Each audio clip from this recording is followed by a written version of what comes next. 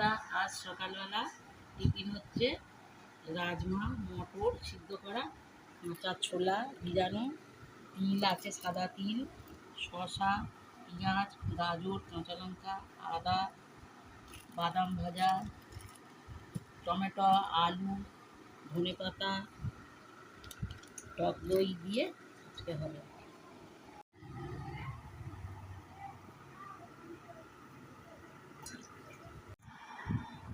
সব মশলা সব এক জায়গায় ঢেলেছি এগুলো।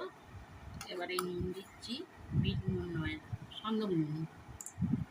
আর এই মশলা ঘরেতে ধনে, জিরে, গরম মশলা সব ভেজে গুঁড়ো করেছি, দিলাম।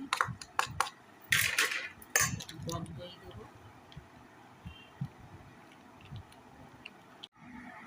লেবুর রস দিয়ে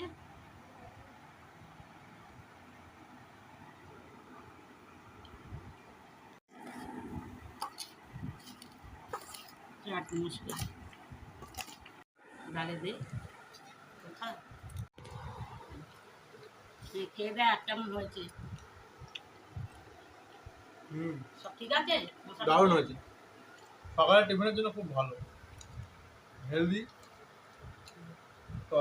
টক দই খুব ভালো লাগছে।